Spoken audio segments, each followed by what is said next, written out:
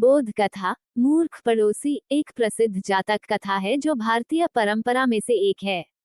ये कथा बौद्ध धर्म के ग्रंथों में उपलब्ध है और मनोवैज्ञानिक एवं नैतिक मूल्यों को समझाने के लिए उपयोगी है। बोध कथा इन हिंदी। प्राचीन भारत में एक बहुत ही दयालु व्यापारी रहता था। वह निर्धन लोगों को पैसे दान करता था और अपने दोस्तों की हमेशा मदद करता था।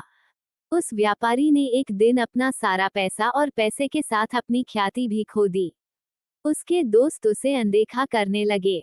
इन सब से तंग आकर एक रात उसने सोचा, मैंने सब कुछ खो दिया, कोई मेरे साथ नहीं है, मुझे मर जाना चाहिए। ये सोचते सोचते उसे गहरी नींद आ गई।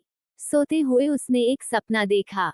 सपने में एक भिक्षु ने उससे कहा, कल मैं तुम्हारे द्वार पर आऊंगा। तुम्हें मेरे सिर पर लाठी से चोट करनी होगी। मैं सोने की मूर्ति में बदल जाऊंगा। लगभग सुबह हो चुकी थी। व्यापारी जागा और सपने के बारे में सोचने लगा। फिर कुछ समय बाद एक भिक्षु ने घर के दरवाजे पर दस्तक दी। व्यापारी ने भिक्षु को अंदर बुलाया। व्यापारी ने भिक्षु के सिर पर लाठी से वार किया और भिक्षु तुरंत ही सोने की मूर्ति में बदल गया। पास से ही एक पड़ोसी जा रहा था, उसने ये सब देख लिया। लालची पड़ोसी ने व्यापारी की नकल करने का फैसला लिया। अगले दिन पड़ोसी एक आश्रम में गया और कुछ भिक्षुओं से एक कठिन पुस्तक को समझाने के लिए अपने घर पर आने का आग्रह किया। भिक्षुओं ने उसका आग्रह स्वीकार कर लिया। अगले दिन कई भिक्षु उस पड़ोसी के घर आए।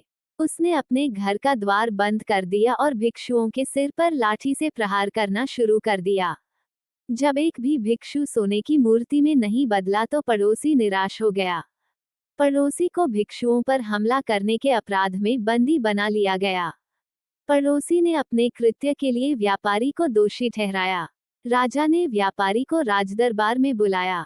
व्यापारी ने राजा को अपने सपने के बारे में सब कुछ बता दिया।